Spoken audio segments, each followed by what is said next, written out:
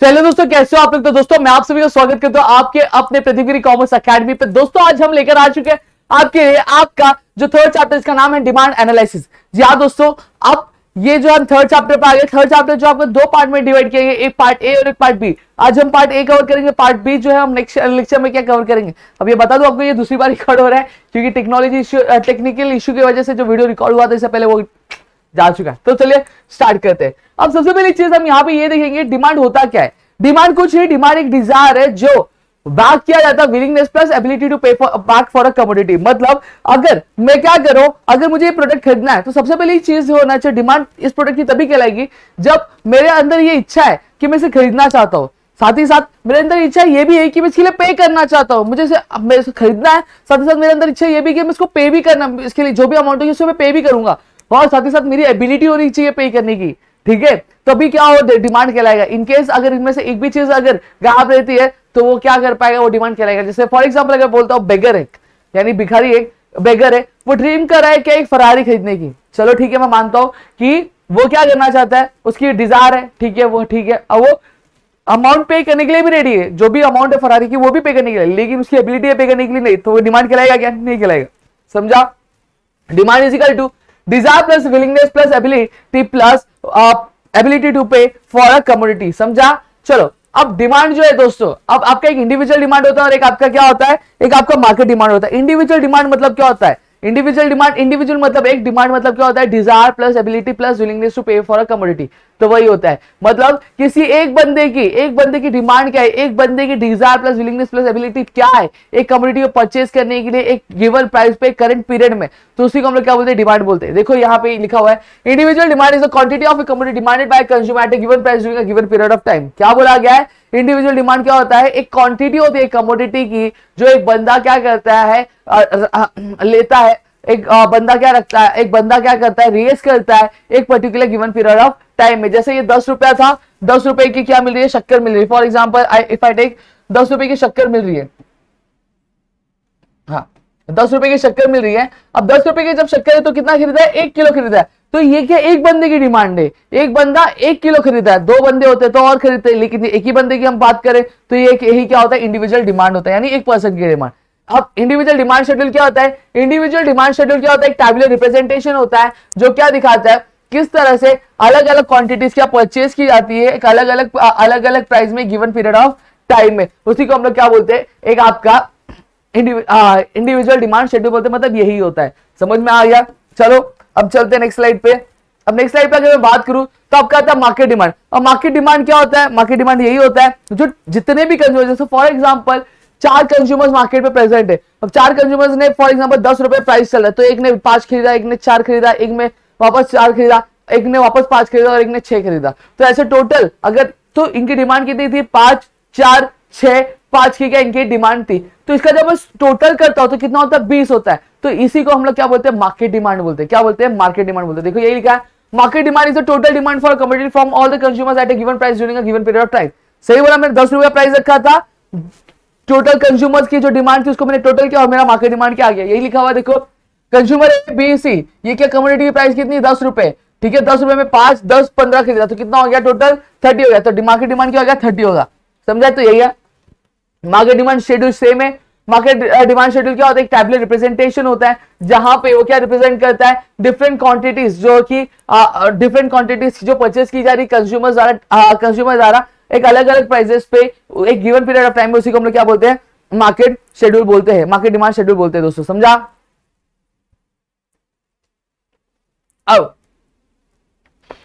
अब यहां पे मैं टाइप्स ऑफ डिमांड की बात करूं तो types of demand, direct demand है, इनडायरेक्ट डिमांड है, कॉम्प्लीमेंट्री डिमांड है, कंपोजिट डिमांड है और कॉम्पिटिटिव डिमांड है। ठीक है, अब डायरेक्ट डिमांड क्या होता है, सबसे पहली चीज डायरेक्ट डिमांड मतलब एक ऐसा डिमांड, एक ऐसी कमोडिटी डिमांड जो हमारी जो वांट है वो डायरेक्टली सेटिस्फाई करता है। मुझे पानी पीना है, या फिर अगर मैं बात करूं मुझे पानी पीना है, मैं गया शॉप में, मैंने बिस्लेरी की बोतल की डिमांड की, तो बिस्लेरी की जो बोतल थी यानी पानी की बोतल थी वो मेरे क्या होगी, डायरेक्ट डिमांड कहलाएगी। मुझे मीठा खाने का मन कर रहा था, मैंने कैडबरी खरीदी, तो कैडबरी क्या करी, मेरी वांट डायरेक्ट सेटिस्फाई करी, इसको प्रोसेस करना पड़ा या फिर कुछ करना पड़ा, नहीं डायरेक्टली सेटिस्फाई करी मेरी वांट, तो उसी को हम लोग क्या बोलते हैं, डायरेक्ट डिमांड बोलते हैं। इनडायरेक्ट डिमांड क्या होता है, या फिर इसको इनडायरेक्ट को डिराइव डिमांड भी बोला जाता है। तो मतलब ऐसी चीज, मतलब मेरी जो डिमांड है यानी जो मेरी वांट है उसको सेटिस्फाई करने के लिए आपने वो गुड खरीदा है और उसको क्या करना पड़ेगा, आपको प्रोसेस करना पड़ेगा। जैसे फॉर एग्जांपल मुझे कार चलानी है, मेरी वांट क्या है, मुझे कार खरीदनी है, ठीक है। अब कार चलानी है तो कार चलाने के लिए कार खरीदनी पड़ेगी, ठीक है। कार खरीदने के लिए मैंने क्या किया, स्पेयर पार्ट खरीदा और उसके जो अलग अलग पार्ट्स है वो खरीदा। और वो पार्ट्स को मैं क्या ऐसे ही लेके चलाने लगूंगा गाड़ी, नहीं, मुझे उसको क्या करना पड़ेगा, प्रोसीजर जो है फॉलो करना पड़ेगा, मैन्युफैक्चर करना पड़ेगा। अब मैंने मैन्युफैक्चर तो कार बनी, अब मुझे क्या करना है, मैंने लकड़ी ली, क्या खरीदा, लकड़ी खरीदा। अब लकड़ी खरीदा, किसने खरीदा, चेयर, क्योंकि मेरी वांट है मुझे चेयर पे बैठना, मेरे घर में एक चेयर होना चाहिए। तो लकड़ी क्या मुझे डायरेक्ट रख दूंगा तो मैं चेयर पे बैठूंगा, नहीं, लकड़ी को क्या मुझे काटना पड़ेगा, यानी मैन्युफैक्चर प्रोसेस करना पड़ेगा। तो उस तरह की डिमांड को हम लोग क्या बोलते हैं, इनडायरेक्ट डिमांड बोलते हैं। फिर कॉम्प्लीमेंट्री डिमांड क्या होता है, कॉम्प्लीमेंट्री डिमांड मतलब दो या फिर दो से ज्यादा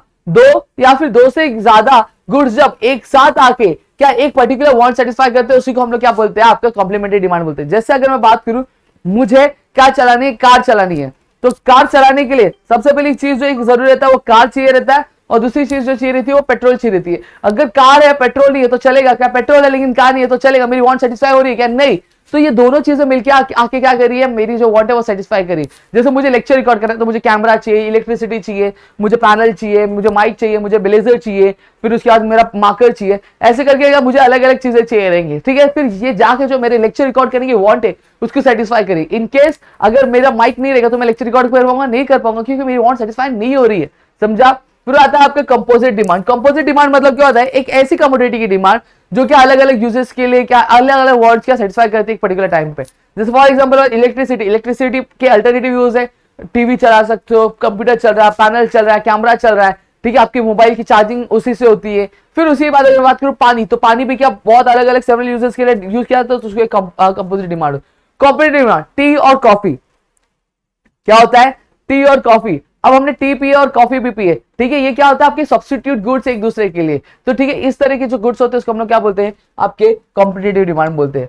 अब आता है आपका डिटर्मिनेंट्स ऑफ डिमांड, या फिर हम लोग बोल सकते हैं फैक्टर्स अफेक्टिंग डिमांड, ठीक है। ये फैक्टर्स जो डिमांड को क्या इफेक्ट करते हैं, जिसकी वजह से डिमांड कम या फिर ज्यादा होता है किसी भी कमोडिटी का, तो ये हम लोग देखेंगे। सबसे पहला है प्राइस, नॉर्मल सी बात है, ठीक है। अब यहां पे अगर मैं बात करूं, अगर एक ऐसी कमोडिटी है जिसके, जैसे फॉर एग्जांपल ये मार्कर ही ले लो, ये मार्कर जो है वो कितने का है, 50 रुपए का है, ठीक है। तो जब 50 रुपए का था, लोग कितने रुपए का कितना खरीदते थे, 2 खरीद रहा था, तो डिमांड कितनी थी इसकी, 2 थी। जब क्या ये 10 रुपए आया तो लोग ने इसका कितना खरीदा, 5 खरीदा, कितना खरीदा, 5 खरीदा। तो देखो, जब प्राइस बढ़ा तो डिमांड क्या था, कम था, लेकिन जब प्राइस कम हुआ तो डिमांड क्या था, ज्यादा। तो ये प्राइस क्या इफेक्ट करता है इस तरह से कि अगर प्राइस ज्यादा रहेगा तो डिमांड क्या लोग कम करेंगे, अगर वही प्राइस कम रहेगा तो डिमांड लोग क्या करेंगे, ज्यादा करेंगे। इतनी चीजें क्लियर हुई। फिर इनकम, सही बात है दोस्तों, अगर मेरी इनकम ज्यादा है तो कोई भी कमोडिटी के लिए जो डिमांड होगी मेरी वो ज्यादा होगी, अगर मेरी इनकम कम है तो डिमांड क्या होगा, कम होगा। तो ये क्या डायरेक्ट रिलेशन है। प्राइस ऑफ सब्स्टिट्यूट गुड, सही बात है। अगर मैं बात करूं जैसे कॉफी है और टी है, कॉफी भी 5 रुपए थी, टी भी 5 रुपए थी, तो मैं टी प्रेफर करता था, ठीक है। अब क्या हुआ कि कॉफी का जो दाम है 5 रुपए से फॉर एग्जांपल 2 रुपए हो गया, कितना रुपए हो गया, 2 रुपए हो गया, तो मैं क्या ऑटोमेटिकली क्या शिफ्ट हो जाऊंगा कॉफी पे, सही बात है। तो टी की जो डिमांड हो जाएगी कम होगी कि ज्यादा हो जाएगी, कम हो जाएगी। वही अगर बाई चांस क्या होता है, जो टी का दाम होता है वो बढ़ जाता है 10 रुपया और कॉफी का दाम 5 रुपया ही रहता, तभी पे ऑटोमेटिक शिफ्ट होता। क्यों शिफ्ट होता, क्योंकि काम तो दोनों वही कर रही है, रिफ्रेशमेंट देने का, तो मैं टी क्यों पीऊं, मैं कॉफी पी लेता हूं, उसमें क्या हो गया, समझा। अब आता है प्राइसेस ऑफ कॉम्प्लीमेंट्री गुड, सही बात है, ये भी आपका देख लो। पेट्रोल है और कार है, पेट्रोल का दाम बढ़ता है तो आप कार खरीदोगे, जैसे तो फॉर एग्जांपल पेट्रोल 500 रुपए लीटर चल रहे हैं, तो कार खरीदोगे क्या, नहीं खरीदोगे, तो कार की डिमांड क्या हो जाएगी, ऑटोमेटिकली कम हो जाएगी। वही कार के प्राइसेस बढ़ जाते हैं, पहले 2 लाख रुपए जो कार मिलती थी अब सीधा 20 लाख रुपए मिल रही है, तो खरीदोगे क्या, नहीं खरीदोगे। तो पेट्रोल का लोग क्या अचार डालेंगे, नहीं, तो पेट्रोल का दाम भी क्या हो जाएगा, कम हो जाएगा। क्लियर हुआ। अब आता है आपका नेचर ऑफ प्रोडक्ट। अब प्रोडक्ट किस नेचर का, मतलब उसका यूज क्या है। जैसे अगर फॉर एग्जांपल अगर हम बात करूं, तो अगर हम एक टाइम पे वॉच नहीं पहनेंगे तो भी चल जाएगा, ये इतना इंपॉर्टेंट नहीं, बट वॉच का दाम अगर पहले 10-10 रुपए था, अब 300-400 रुपया हो जाएगा, अगर हम वॉच नहीं पहनेंगे तो भी चलेगा। लेकिन मेडिसिन बहुत इंपॉर्टेंट हमारे लिए, सही बात है। अब मेडिसिन जो पहले 100 रुपए की मिल रही थी अब 1000 रुपए की भी मिलेगी, तो भी हम कंज्यूम करेंगे ही करेंगे, सही बात है। तो नेचर ऑफ प्रोडक्ट भी मैटर करता है। देखो क्या बोलता है, प्राइस बढ़ने पे जो डिमांड होता है कम हो जाता है, लेकिन यहाँ मेडिसिन वाले सीन में होगा क्या, नहीं होगा। तो इसलिए प्रोडक्ट का नेचर क्या ये भी हमें क्या जानना जरूरी है दोस्तों, समझा। इतनी चीजें मेरे ख्याल से आपको क्लियर हो गई, इसमें कुछ डाउट होगा नहीं। फिर आता है आपका साइज ऑफ पॉपुलेशन, सही बात बोल रहा हूं, देखो गलत कुछ बोलता नहीं मैं।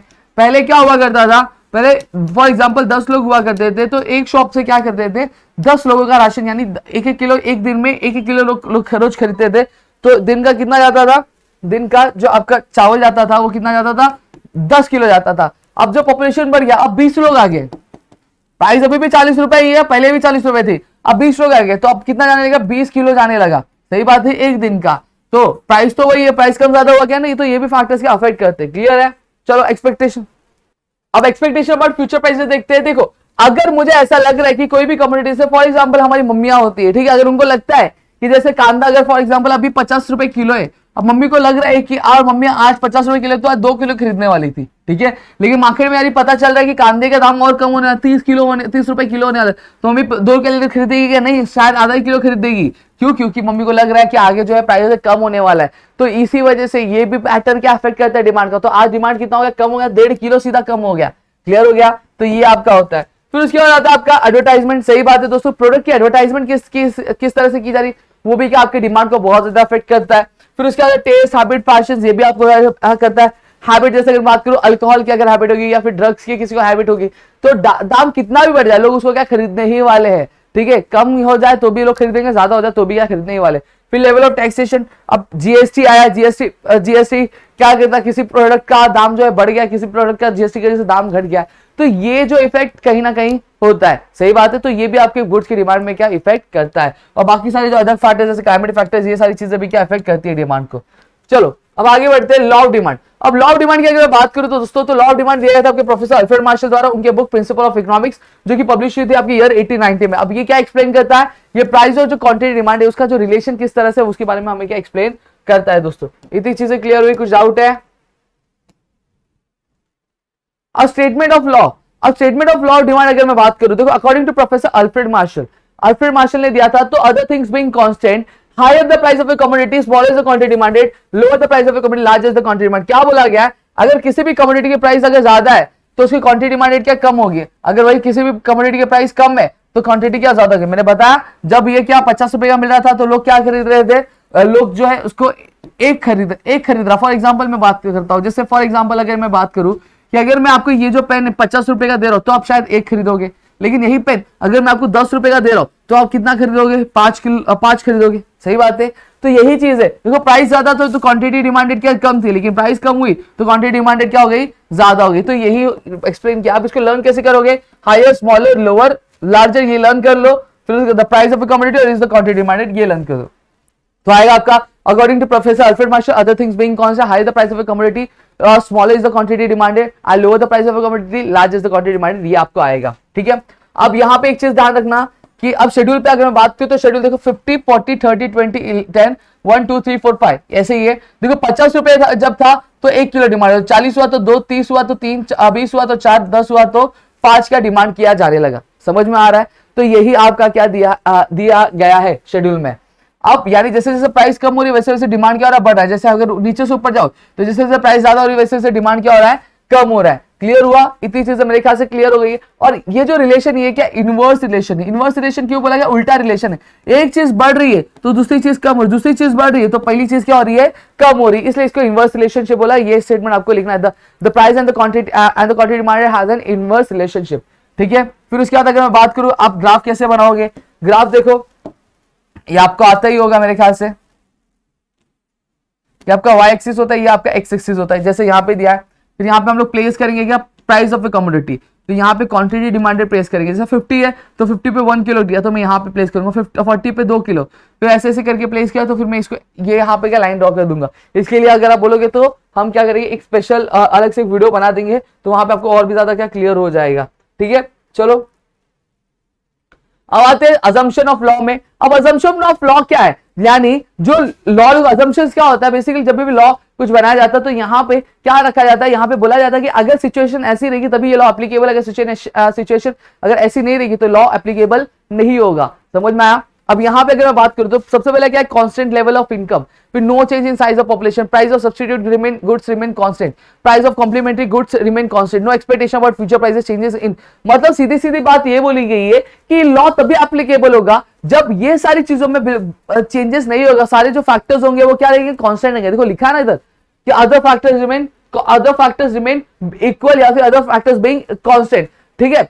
तो जब ये सारी चीजों में चेंज नहीं होगा तभी ये लॉ एप्लीकेबल होगा, ना लॉ एप्लीकेबल नहीं होगा। देखो इनकम बढ़ेगी लोगों की तो भले प्राइस उतनी ही रहे, फिर भी लोग क्या करेंगे, उसको खरीदेंगे। जैसा अगर फॉर एग्जांपल 50 रुपए पहले मेरी इनकम थी, ठीक है, ये 50 रुपए एक पेन, अब मेरी इनकम 150 रुपए हो गई, तो मेरी डिमांड भी बढ़ जाएगी, मैं इसको 3 खरीदूंगा। तो लेकिन प्राइस तो सेम है, इफेक्ट कर रहा है ना, तो ये इसलिए बोला गया है कि ये क्या होनी चाहिए, सेम होनी चाहिए। देखो साइज ऑफ पॉपुलेशन मैंने बताया था, पहले 10 लोग थे, फिर उसके बाद कितने लोग आ गए, फिर उसके बाद आपके 20 लोग और आ गए, तो 40 रुपए पहले भी चावल का दाम था, अभी भी 40 रुपए, फिर भी जो डिमांड थी वो बढ़ गई। तो ये क्या होता है, ये इफेक्ट करता है। तो मेरे ख्याल से आपको इतनी चीजें क्लियर हो गई होंगी। फिर उसके बाद आता है आपका एक्सेप्शंस। एक्सेप्शन से अगर बात करूं, गिफेंस पैराडॉक्स क्या होता है। देखो गिफेंस पैराडॉक्स बेसिकली इंफीरियर गुड्स या फिर लोअर गुड्स की अगर मैं बात करूं तो ऐसे गुड्स होते हैं जिनकी प्राइस अगर कम भी हो जाती है फिर भी उनकी डिमांड क्या बढ़ती नहीं है। तो यही चीज हमारे जो गिफेंस थे उन्होंने इंग्लैंड में स्टडी किया ब्रेड के रिलेशन के साथ। उन्होंने ये नोटिस किया कि जब ब्रेड का दाम क्या हो रहा है, कम हो रहा है, जब ब्रेड का दाम जो है कम हो रहा है, फिर भी जो लोग हैं ब्रेड नहीं खरीदे, उल्टा वो शिफ्ट हो जा रहे किसके ऊपर, मीट के ऊपर। क्यों शिफ्ट हो रहे हैं, क्योंकि उनकी जो इनकम है वो बढ़ गई। पहले मेरी इनकम जो 50 रुपए थी तो मैं ब्रेड खाता था, अब ब्रेड और सस्ता हो गया तो मैं ब्रेड नहीं खा रहा हूं। क्यों, क्योंकि मेरी इनकम भी अब क्या हो गई है, बढ़ गई, अब 150 रुपए हो गए, तो मैं क्या हो रहा हूँ, सुपीरियर गुड पे क्या शिफ्ट हो रहा है, उस मीट पे शिफ्ट हो रहा है। तो ये जो लॉ इस पे एप्लीकेबल नहीं है। फिर प्रेस्टीज गुड की अगर बात करूं, जैसे डायमंड हो गया, फिर उसके बाद फरारी हो गई, ये सब पे भी ये एप्लीकेबल नहीं होता, क्योंकि ये लग्जरियस प्रोडक्ट है। यहाँ पे लोग, ये जितना महंगा होता है लोग उसको और ज्यादा क्या खरीदने की क्या कोशिश करते हैं, तो इसकी डिमांड क्या और ज्यादा बढ़ती है, ठीक है। फिर स्पेक्यूलेशन की अगर मैं बात करूं, दिवाली आती है, पता है दिवाली जब आती है तो सारी जो चीजें होती है उसकी रेट बढ़ते जाते हैं, और दिन ब दिन जैसे दिवाली और चीजें बढ़ती जाती है। जैसे अगर मैं बात करूं दिवाली, क्या दिवाली स्टार्ट होने का पहला हफ्ता है, ठीक है, अब हफ्ता है, पहले 100 रुपए का तेल मिलता था, दिवाली चालू हुई तो 150 रुपए हो गया, फिर 160, फिर 170, ऐसे करके क्या जो रेट है जैसे जैसे नजदीक आ रहा है बढ़ते जाए। जब मैं 150 रुपए का हुआ तेल तो भी मैं जाके खरीद रहा था, फिर दूसरा बंदा 160 का फिर भी जाके खरीद रहा है। क्यों खरीद रहा है, क्योंकि वो डर रहा है कि आने वाले टाइम में जो प्राइस है शायद और ज्यादा बढ़ेगा, इस वजह से वो क्या कर रहा है, वो इसको गुड्स को क्या कर रहा है, खरीद के रखा है। तो ये लॉ इस पे भी एप्लीकेबल नहीं है। फिर प्राइस इल्यूशन, अब यहाँ पे अगर मैं बात करूं तो कुछ लोग होते हैं जो ब्रांड सिक होते हैं। जैसे अगर फॉर एग्जांपल मुझे नाइकी का शूज पसंद है, मैं नाइकी का शूज ही पहनूंगा, चाहे उसका प्राइस कितना भी बढ़ जाए या फिर कितना भी कम हो जाए, तो लॉ एप्लीकेबल नहीं। प्राइस अगर बढ़ेगा तो भी मैं नाइकी प्रेफर करने वाला है, if price falls then also I will be preferring Nike only, I won't be shifting on Puma, ठीक है। तो ये इधर भी इंक्लूड नहीं होता। फिर इग्नोरेंस, जैसे फॉर एग्जांपल ये मार्केट में मिला 50 रुपए का, लेकिन मैंने इसको खरीदा 100 रुपए का। क्यों खरीदा, क्योंकि मुझे मार्केट प्राइस का नॉलेज नहीं था। तो इसी को हम लोग क्या बोलते हैं, प्राइस इल्यूशन बोलते हैं। हैबिचुअल गुड्स क्या होता है, हैबिचुअल जैसे मैंने अल्कोहल का एग्जांपल दिया था, अल्कोहल वाला जो पर्सन होता है अगर उसको अल्कोहल की लत है, हैबिट है, तो वो क्या करेगा, उसको पिएगा ही, भले कितने भी प्राइस बढ़ जाए या फिर प्राइस कितनी ही कम हो जाए, ठीक है। कभी वो बोलेगा नहीं भाई प्राइस कम हो गया नहीं पीऊंगा, ऐसा कुछ है क्या, नहीं, वो पिएगा, चाहे प्राइस बढ़ जाए, बढ़ गई इस वजह से नहीं पीऊंगा, ऐसा कुछ नहीं, वो पीने वाला ही है। फिर आता है आपका वेरिएशन इन डिमांड की अगर बात करूं, देखो जब कभी भी डिमांड चेंज हो रहा है, राइज हो रहा है फिर फॉल हो रहा है, किसकी वजह से, प्राइस चेंज होने की वजह से चेंज, डिमांड राइज या फिर फॉल हो रहा है, तो उसको हम लोग वेरिएशन इन डिमांड बोलेंगे, समझे। और बाकी सारे फैक्टर्स क्या रहेंगे, कांस्टेंट रहेंगे, इनकम नहीं चेंज होगी, टेस्ट हैबिट फैशन नहीं चेंज होगा, बाकी सारी चीजें क्या कांस्टेंट रहेंगी, समझ में आ गया। जब कभी भी क्या होगा, जब कभी भी डिमांड कम या ज्यादा होगा, किसकी वजह से, प्राइस चेंज होने की वजह से, प्राइस कम या ज्यादा होने की वजह से, तो उसको हम लोग वेरिएशन इन डिमांड। अब इसके दो टाइप्स है, ठीक है। सबसे पहला आता है एक्सपांशन डिमांड। एक्सपांशन डिमांड मतलब क्या होता है, डिमांड बढ़ रहा है, क्यों बढ़ रहा है, क्योंकि प्राइस कम हो गई इस वजह से, तो इसको हम लोग क्या बोलेंगे, एक्सपांशन डिमांड बोलेंगे। जब कभी भी डिमांड बढ़ रहा है क्योंकि प्राइस कम हो गई है और सारे फैक्टर्स वैसे की वैसे, यानी कॉन्स्टेंट में उनमें कुछ बदलाव नहीं हो रहा है, सिर्फ प्राइस कम हो गया इस वजह से डिमांड बढ़ गई, तो उसको हम लोग एक्सपांशन डिमांड बोलेंगे। कॉन्ट्रैक्शन इन डिमांड किसको बोलते हैं हम लोग, जब क्या होता है कि जो डिमांड है वो क्या हो रही है, वो कम हो रही है, किस वजह से कम हो रही है, क्योंकि प्राइस बढ़ गया और बाकी सारे फैक्टर्स क्या है, कांस्टेंट है, तो उसको हम लोग क्या बोलेंगे, आपका कॉन्ट्रैक्शन ऑफ डिमांड बोलेंगे। फिर आता है आपका चेंजेस इन डिमांड में। चेंजेस इन डिमांड क्या होता है, जब कभी भी क्या होता है कि प्राइस कांस्टेंट हो, बाकी सारे फैक्टर्स क्या हो, उसमें चेंजेस हो रहे हैं, और उसमें चेंजेस होने की वजह से क्या हो रहा है, डिमांड कम या ज्यादा हो रहा है, तो उसको हम लोग बोलेंगे चेंजेस इन डिमांड बोलेंगे। जैसे मैंने बताया इनकम, प्राइस अभी भी 50 रुपए थी लेकिन मेरी पका 150 रुपए की, इसलिए इसका डिमांड क्या हो गया, बढ़ गया, 2 और बढ़ गया, यानी 3 हो गया, टोटल डिमांड कितना हो गया, 3 डिमांड हो गया। तो ये क्या अफेक्ट करता है, बाकी सारे फैक्टर्स भी अफेक्ट करते हैं, समझ में आ गया डिमांड में। तो जब कभी भी क्या होगा, डिमांड कम या ज्यादा हो रहा है किसके वजह से, बाकी सारे फैक्टर्स की वजह से, और प्राइस कांस्टेंट है, तो उसको हम लोग बोलेंगे चेंजेस इन डिमांड। क्या बोलेंगे दोस्तों, इंक्रीज इन डिमांड कब बोलेंगे, जब क्या हो रहा है, डिमांड जो है कमोडिटी की वो क्या हो रही है, बढ़ रही है, यानी डिमांड बढ़ रही है किसकी वजह से, बाकी सारे फैक्टर्स में फेवरेबल चेंजेस होने की वजह से, और जो प्राइस है वो कांस्टेंट है, ठीक है, तो उसको हम लोग इंक्रीज इन डिमांड। और डिक्रीज इन डिमांड क्या बोलेंगे, जब डिमांड क्या हो रही है किसी कमोडिटी की कम हो रही है, क्यों कम हो रही है, क्योंकि बाकी सारे फैक्टर्स में अनफेवरेबल चेंजेस हो रहे हैं लेकिन प्राइस जो है कांस्टेंट है, तो उसको हम लोग क्या बोलेंगे, डिक्रीज इन डिमांड बोलेंगे। तो दोस्तों यहाँ पे जो पूरा जो सेशन था हमने कवर करने की कोशिश की, पूरे सारे जो टॉपिक्स हमने कवर किए यहाँ पे, आई होप आपको चीजें समझ में आ गई होंगी। तो यहाँ पे आपको रिवीजन हो गया होगा आपके लिए सेशन का। अगर आपको वीडियो अच्छी लगी तो प्लीज वीडियो को लाइक करिएगा, चैनल सब्सक्राइब नहीं किया होगा तो चैनल को सब्सक्राइब कर अपने दोस्तों शेयर करें, ताकि ऐसे और कई सारे वीडियो लेक्चर्स हम आपके लिए लेकर आ सके दोस्तों।